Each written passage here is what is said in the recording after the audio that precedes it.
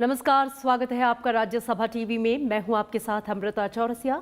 आइए शुरुआत करते हैं मुख्य समाचारों के साथ।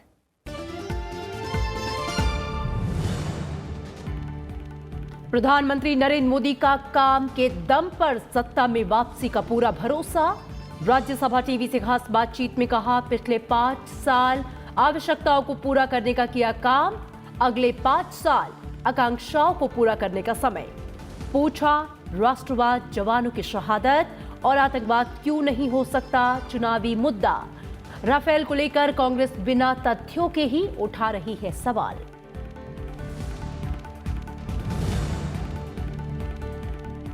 लोकसभा चुनाव के दूसरे चरण की 13 राज्यों की 97 सीटों के लिए आज शाम थम जाएगा प्रचार। प्रधानमंत्री मोदी ओडिशा और छत्तीसगढ़ में करेंगे चुनावी जनसभाएं। ओडिशा विधानसभा की 35 सीटों के लिए भी प्रचार का आखिरी दिन।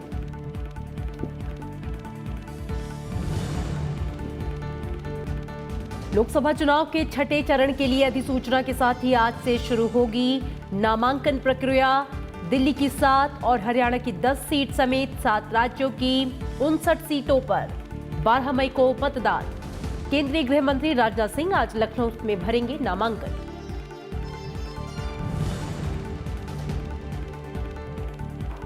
आचार संहिता उल्लंघन मामले में चुनाव आयोग ने 4 नेताओं के प्रचार करने पर लगाई रोक। उत्तर प्रदेश के मुख्यमंत्री योगी आदित्यनाथ और समाजवादी पार्टी के नेता आजम खान 72 घंटे नहीं कर सकेंगे प्रचार।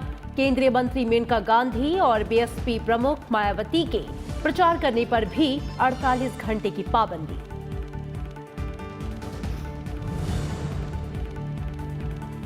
और पेरिस की प्राचीन और दुनिया भर में मशहूर करीब 850 साल पुराने नोट्रे डैम कैथेड्रल में आग पर काबू। छत का बड़ा हिस्सा पूरी तरह से खाक, मुख्य ढांचा सुरक्षित। फ्रांस के राष्ट्रपति ने चर्च के पुनर्निर्माण का लिया संकल्प। अमेरिका, जर्मन समेत दुनिया भर के नेताओं ने जताया दुख।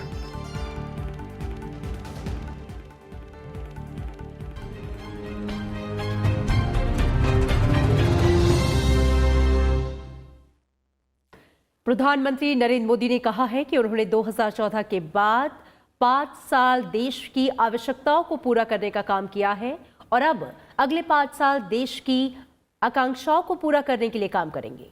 प्रधानमंत्री नरेंद्र मोदी ने ये बात राज्यसभा टीवी के साथ एक्सक्लूसिव इंटरव्यू में कही। राज्यसभा टीवी के एडिटर इन चीफ राहुल महाजन ने उनके साथ ये खास बातचीत की। प्रधानमंत्री नरेंद्र मोदी ने एक बार फिर केंद्र की सत्ता में वापसी का भरोसा जताते हुए कहा है कि हमने 5 साल में इतना काम किया है कि लौटने का आत्मविश्वास है। तो आप जो इतना जगह रैलीज करते हैं, लोगों से मिलते हैं, आपको क्या लगता है कि सच में इस देश में लोगों के मन के क्या मुद्दे जो वो आपके सामने रखते हैं? 5 साल हमने जो सरकार चलाई उसमें हमने एड्रेस किया सामान्य मानवीय की आवश्यकताएं जो आज़ादी के पहले 10-20 साल में मिल जानी चाहिए थी, लेकिन वो विलंबित हो गई, 60 साल तक नहीं मिली। तो हमारी पहली प्राथमिकता रही। और आपको मालूम होगा, जब मुझे एनडीए का लीडर चुना गया तो पार्लियामेंट के सेंट्रल हॉल में उस समारोह में मैंने भाषण करते कहा था कि मेरी सरकार गरीबों को समर्पित है। 5 साल मैंने सामान्य मानवीय की आवश्यकताओं की पूर्ति के लिए पूरी जान लगा दी और उसको किया। उसको घर मिले, गैस मिले, बिजली मिले, बच्चों को शिक्षा मिले, आरोग्य की व्यवस्था, ऐसे अनेक इनिशिएटिव लिए, अनप्रेसिडेंटेड। और पहला 5 साल मेरा आवश्यकताओं की पूर्ति का था। अगला 5 साल मेरा आकांक्षाओं की पूर्ति का है, एस्पिरेशंस की पूर्ति का है। अब मेरा ध्यान है सामान्य हिंदुस्तान के नागरिक की एस्पिरेशंस क्या है, आकांक्षा क्या है, उस पर बल देना, ये मेरा फोकस है। प्रधानमंत्री ने कहा कि 55 साल तक देश में वंश तंत्र चलता रहा और अगर कोई मुझे 55 महीनों के लिए जिम्मेदार मानता है तो क्या 55 साल वालों की कोई जिम्मेदारी नहीं है। गांधी परिवार से विशेष प्रेम लगता है आपका, वो आप उनके बारे में कुछ बोलते हैं, वो आपके बारे में कुछ बोलते हैं। तो सेंटर ऑफ जो इलेक्शन है वो कहीं ना कहीं नरेंद्र मोदी हो गए। अभी मैं एक टीवी इंटरव्यू दे रहा था। उस टीवी इंटरव्यू में मुझे पूछा गया कि आप गांधी परिवार के किसी व्यक्ति का नाम देते क्यों नहीं, ऐसा मुझे पूछा गया था। हकीकत ये है कि हम मुद्दों की चर्चा करते हैं। हम एक मुद्दे पर चर्चा कर रहे हैं, वो है वंशवाद।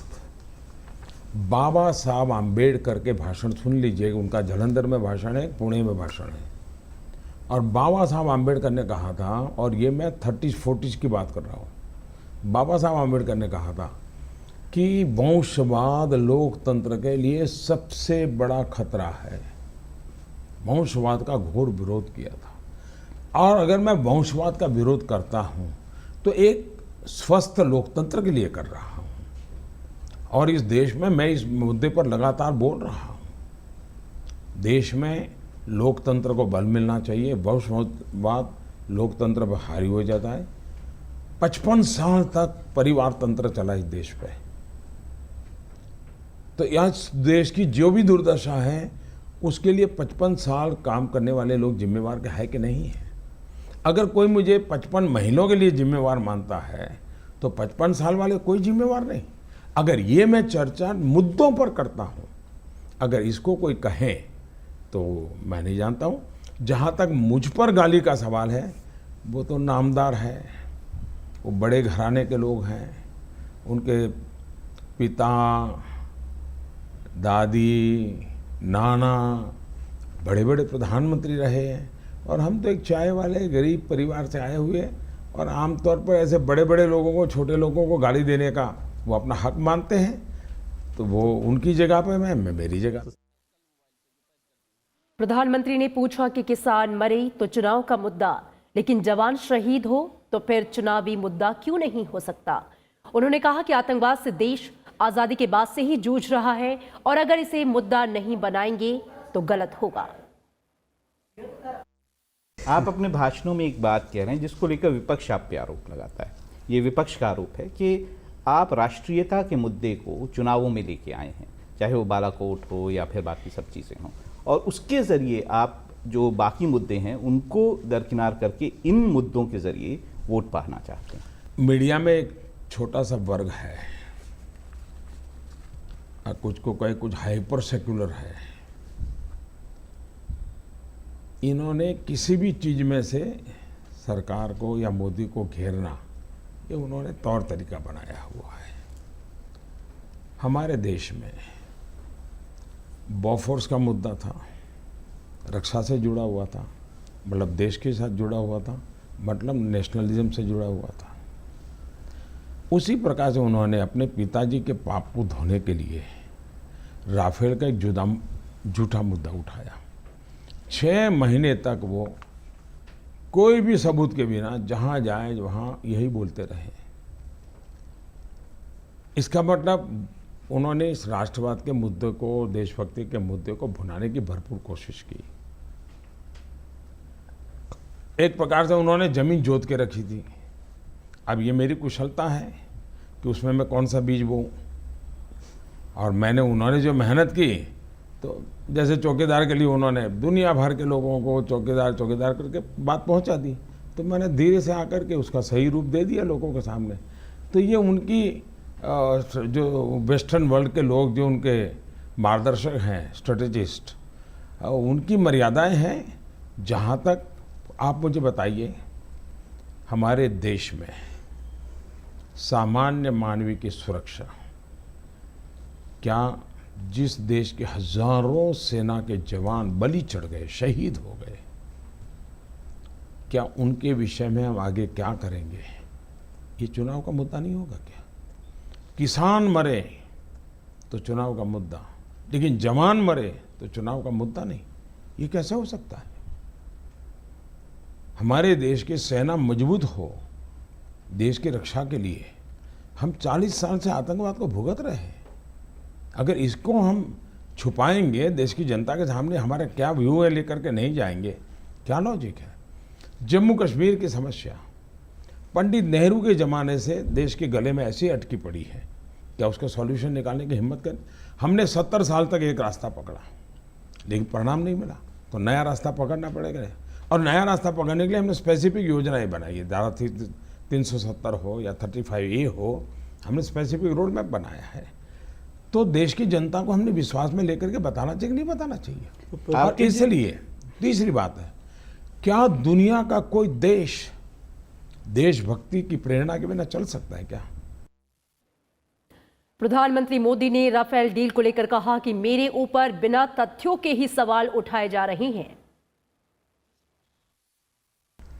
मुझे क्या लगता है मुद्दा नहीं है। मैं तो ऐसे झूठ को जानता हूं, ये झूठ चल रहा है, तो मुझे कोई परेशानी नहीं होती है। चिंता कांग्रेस जैसी पार्टी जो 125 साल पुरानी है, वो इस जगह पे पहुंच गई कि उसको झूठ के सहारे जीना पड़ रहा है। ये कांग्रेस की छोटे मोटे हर कार्यकर्ता के लिए सोचने के लिए मजबूर होना पड़ेगा। और सुप्रीम कोर्ट को आज इतना गंभीर कमेंट करना पड़ा, ये छोटी बात नहीं है जी।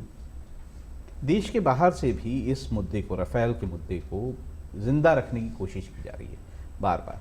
और उस कारण से भी ये होता है कि बार बार जब ये मुद्दा थोड़ा ठंडा होता है फिर उठना शुरू होता है, क्योंकि कोई एक खबर विदेशी मीडिया में छप जाती है।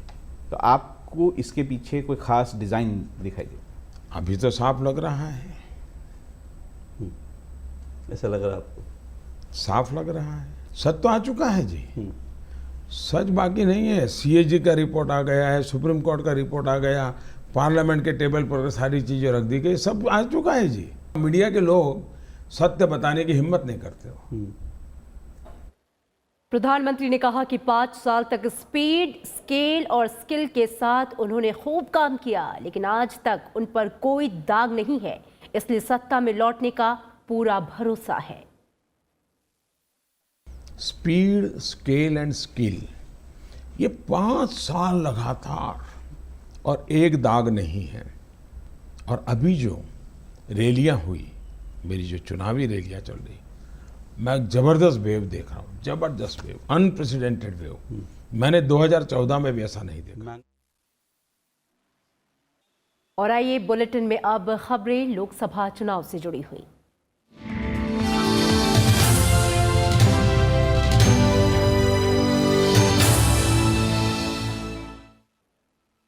लोकसभा चुनाव के लिए 18 अप्रैल को होने वाले दूसरे चरण के चुनाव के लिए प्रचार आज शाम थम जाएगा।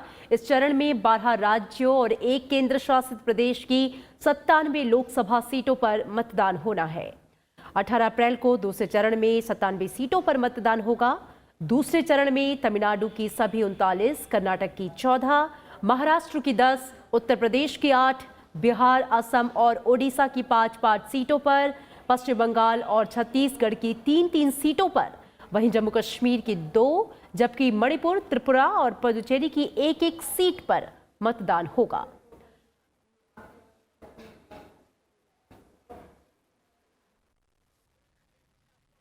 ओडिशा विधानसभा के दूसरे चरण की 35 सीटों के लिए भी आज शाम चुनाव प्रचार थम जाएगा। इन सीटों पर भी 18 अप्रैल को वोट डाले जाएंगे। और बेंगलुरु से कृति मिश्रा हमारे साथ जुड़ रही हैं। कृति, दूसरे चरण में कर्नाटक की 14 सीटों पर चुनाव है और कई दिग्गज चुनावी मैदान में हैं। आज प्रचार का आखिरी दिन है, जाहिर तौर पर चुनावी तपिश बहुत ज्यादा ऊपर होगी।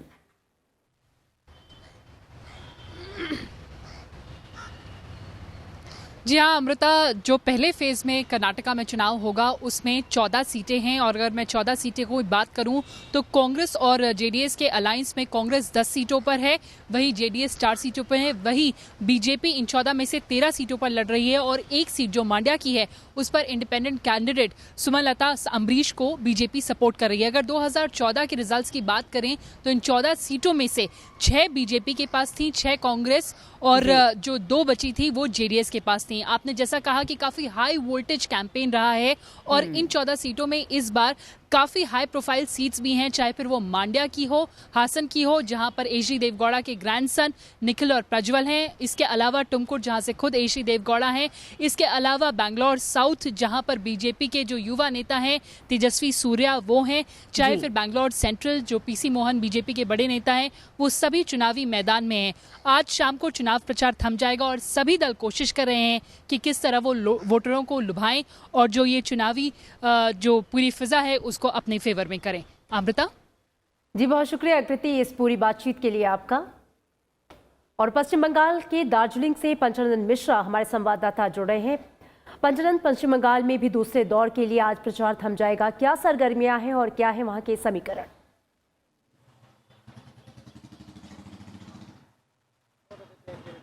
देखिए अमृता, इस बार का मुकाबला बहुत दिलचस्प है 2019 का ये लोकसभा का चुनाव, और खासकर बंगाल के लिहाज से, क्योंकि बीजेपी ने अमित शाह जो उनके अध्यक्ष हैं बीजेपी के, उन्होंने कई बार इस बात को मेंशन किया है कि अगर कहीं मान लीजिए उत्तर प्रदेश में कोई नुकसान होता है सीटों का, तो उसकी जो भरपाई है वो पश्चिम बंगाल और उड़ीसा जैसी जगहों से होगी।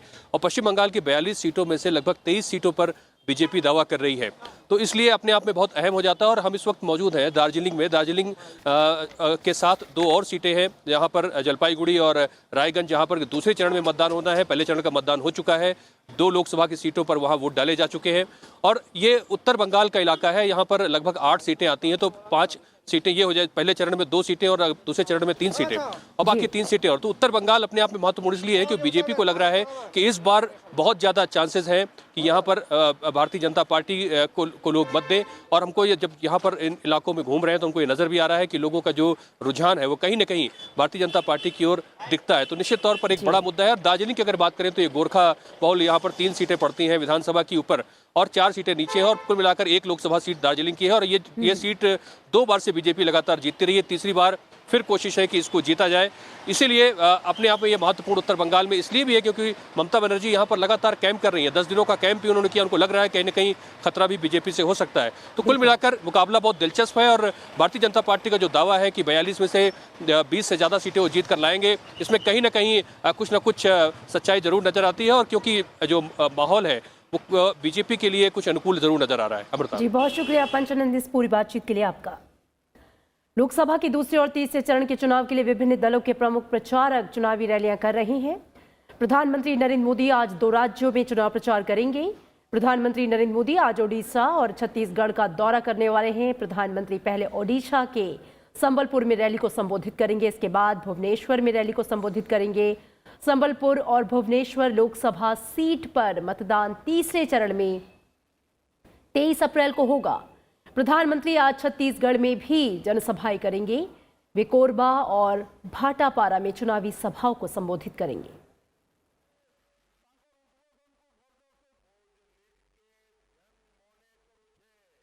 और भुवनेश्वर से अनु दीवान हमारी संवाददाता जुड़ गई हैं। अनु, आज प्रधानमंत्री की रैलियां हैं ओडिशा में और साथ ही ओडिशा विधानसभा चुनाव के दूसरे चरण की 35 सीटों के लिए भी प्रचार का आज आखिरी दिन है।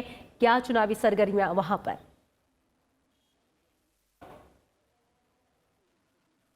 बिल्कुल अमृता, आज दूसरे चरण के चुनाव के लिए प्रचार का आखिरी दिन है। तो वहीं अगर आज मैं आपको बताऊं कि आज प्रधानमंत्री नरेंद्र मोदी की 2 महत्वपूर्ण रैलियां हैं ओडिशा में। पहली रैली जो वो संबोधित करेंगे वो करेंगे संबलपुर में सुबह 11 बजे के करीब, और जो दूसरी करेंगे वो देर शाम को करेंगे भुवनेश्वर में ही, जहां पे सबसे पहले वो एक रोड शो निकालेंगे। और उसके बाद रोड शो उनका शुरू होगा भुवनेश्वर एयरपोर्ट से शुरू होगा और भुवनेश्वर के कई जगहों पे जाएगा। पहले भुवनेश्वर एयरपोर्ट से शुरू होकर खंडूरी चौक से बारामुंडा ग्राउंड तक जाएगा, जहां पे प्रधानमंत्री नरेंद्र मोदी अपनी रैली को संबोधित करेंगे। अमृता, मैं आपको बताऊं कि ये पीएम की 5वीं रैली होगी पूरे चुनावों में अब तक। ये भुवनेश्वर और संबलपुर जहां पे तीसरे चरण में चुनाव है, अब तक प्रधानमंत्री नरेंद्र मोदी तीनों चरणों के लिए 5 ऐसी रैलियां संबोधित कर चुके हैं। तो ये हम देख सकते हैं कि कितना इस बार बीजेपी कोई भी अपना मौका नहीं छोड़ना चाहती ओडिशा की सत्ता पर काबिज होने के लिए, क्योंकि लोकसभा और विधानसभा चुनाव दोनों साथ ही में है। दूसरे चरण का चुनाव प्रचार जो है वो आज शाम को ही थम जाएगा, जहां पे 5 लोकसभा और 35 विधानसभा सीटों के लिए लोग जो है मतदान करेंगे। जी अमृता। जी, बहुत शुक्रिया अनु इस पूरी बातचीत के लिए आपका। और बीजेपी अध्यक्ष अमित शाह आज कर्नाटक और केरल में चुनाव प्रचार करेंगे। बीजेपी अध्यक्ष अमित शाह पहले कर्नाटक के दावगेरे में रैली को संबोधित करेंगे। इसके बाद वो कर्नाटक के तुमकुरू में रोड शो करेंगे। कर्नाटक के बाद वे केरल के त्रिशूर में जनसभा करेंगे और एर्नाकुलम में भी उनका जनसभा का कार्यक्रम है। वहीं कांग्रेस अध्यक्ष राहुल गांधी भी आज केरल के दौरे पर रहेंगे। राहुल गांधी कोल्लम जिले में एक जनसभा को संबोधित करेंगे।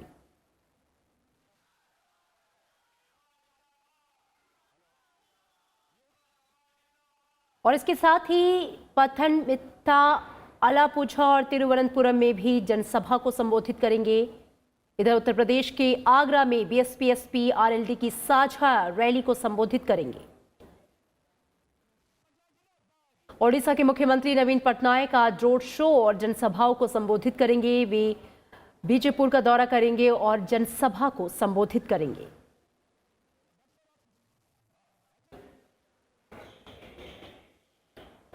लोकसभा चुनाव के छठे चरण के लिए आज अधिसूचना जारी होने के साथ ही नामांकन प्रक्रिया शुरू हो जाएगी और इस दौर में 7 राज्यों और केंद्र शासित प्रदेशों की 59 सीटों पर मतदान 12 मई को होगा। छठे दौर के लिए नामांकन 23 अप्रैल तक भरे जा सकेंगे।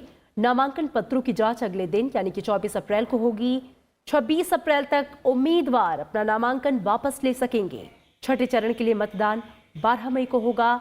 नतीजों का ऐलान 23 मई को होगा। 12 मई को छठे चरण में 59 सीटों पर मतदान है। छठे चरण में उत्तर प्रदेश की 14, हरियाणा की 10, बिहार, मध्य प्रदेश और पश्चिम बंगाल की 8 सीटों पर, जबकि दिल्ली की सभी 7 सीटों पर और झारखंड की 4 सीटों पर मतदान होगा। केंद्रीय गृह मंत्री राजनाथ सिंह आज लोकसभा चुनाव के लिए नामांकन दाखिल करेंगे। राजनाथ सिंह लखनऊ संसदीय क्षेत्र से नामांकन दाखिल करेंगे। वे पहले लखनऊ के बीजेपी कार्यालय में कार्यकर्ताओं को संबोधित करेंगे। इसके बाद राजनाथ सिंह रोड शो करेंगे, जिसमें उत्तर प्रदेश के डिप्टी सीएम केशव प्रसाद मौर्य और दिनेश शर्मा, कलराज मिश्र, रमेश पोखरियाल और पार्टी के कई नेता शामिल होंगे। राजनाथ सिंह ने 2014 के लोकसभा चुनाव में 3 लाख से ज्यादा वोटों से जीत दर्ज की थी।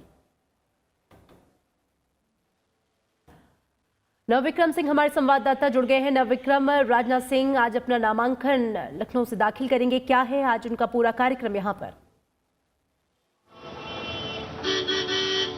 अमृता, जैसा कि आपने कहा कि यहाँ करीब 10:30 बजे वो बीजेपी कार्यालय पहुँचेंगे और यहाँ कार्यकर्ताओं को संबोधित करेंगे। इसके बाद हजरतगंज से होते हुए कलेक्ट्रेट तक उनका जो रोड शो है वो पहुँचेगा, जिसमें बड़ी संख्या में जो यहाँ के प्रदेश स्तर के नेता हैं, चाहे वो बीजेपी प्रदेश अध्यक्ष महेंद्र नाथ पांडे हो या फिर डिप्टी सीएम केशव प्रसाद मौर्य और दिनेश शर्मा हो, कई बड़े नेताओं के रोड शो में पहुँचने की संभावनाएं और भारी भीड़ को देखते हुए जो कि बताया जा रहा है कि बीजेपी की तरफ से भारी भीड़ जुटेगी, उसकी वजह से लखनऊ के यातायात परिवहन में भी थोड़ा बदलाव किया गया है।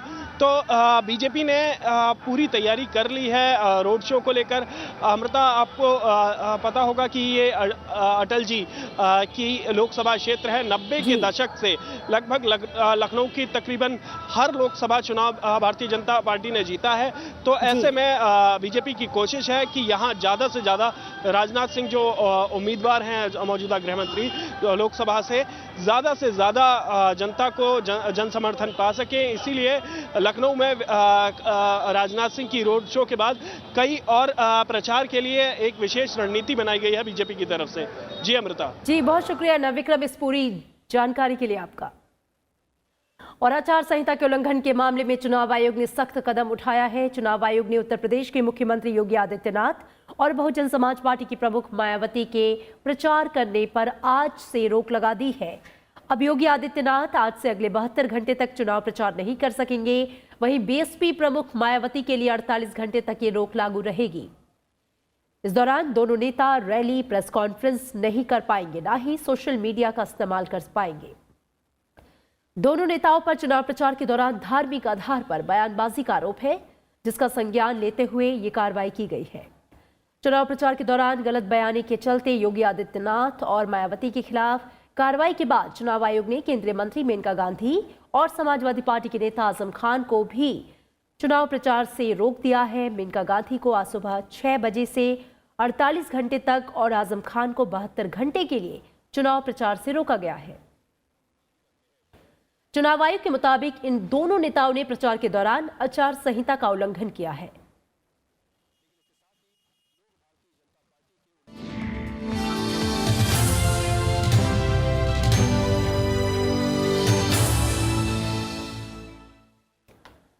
और कुछ और खबरें। सरकार ने वित्त वर्ष 2018-19 के निर्यात का आंकड़ा जारी कर दिया है और इस आंकड़े के मुताबिक निर्यात में सालाना वृद्धि 9% दर्ज की गई है और ये 331 अरब डॉलर तक पहुंच गई। इसने 2013-14 के रिकॉर्ड को तोड़ा है जब निर्यात 314.4 अरब डॉलर दर्ज किया गया था। उधर मार्च में निर्यात में 11% की वृद्धि दर्ज की गई है, जो अक्टूबर 2018 के बाद से निर्यात में सबसे बड़ी मासिक वृद्धि है। उस समय निर्यात 17.86% बढ़ा था। फार्मा, रसायन और इंजीनियरिंग जैसे क्षेत्रों में ऊंची वृद्धि की वजह से कुल निर्यात बढ़ा है। उधर वाणिज्य मंत्रालय के बयान जारी करके कहा है कि वैश्विक मंदी के रूप में आई बड़ी गिरावट के बावजूद व्यापारिक निर्यात 2018-19 में 331 अरब डॉलर दर्ज किया गया, जो अब तक उच्च स्तर है, जो 2013-14 के 314.4 अरब डॉलर के स्तर से आगे बढ़ गया है। ये उपलब्धि चुनौतीपूर्ण वैश्विक माहौल में हासिल की गई है। फ्रांस की राजधानी पेरिस के ऐतिहासिक नोट्रे डेम कैथेड्रल में भीषण आग से काफी तबाही हुई है। 12वीं शताब्दी का ये चर्च पेरिस की ऐतिहासिक धरोहरों में से एक है और इसे देखने हर साल दुनिया भर से लाखों पर्यटक पहुंचते हैं। कल शाम लगी ये आग कई घंटे धधकती रही। काफी मशक्कत के बाद आग पर काबू पा लिया गया है। आग चर्च के भीतर 2 अहम गुंबद में लगी। आग की लपटें 295 फीट ऊंची थीं, जिसकी वजह से चर्च का एक हिस्सा नीचे गिर गया। आग की लपटें अब कम हो गई हैं। फायर अधिकारियों को इस बात का भरोसा है कि वो उत्तरी गुंबद को बचा लेंगे। लगभग 850 साल पुराने इस चर्च में लकड़ी का काम ज्यादा है और इस बीच फ्रांस के राष्ट्रपति इमैनुअल मैक्रों ने कहा कि वो एक बार फिर से इस चर्च का निर्माण कराएंगे। इसके लिए वो अंतर्राष्ट्रीय मदद लेंगे।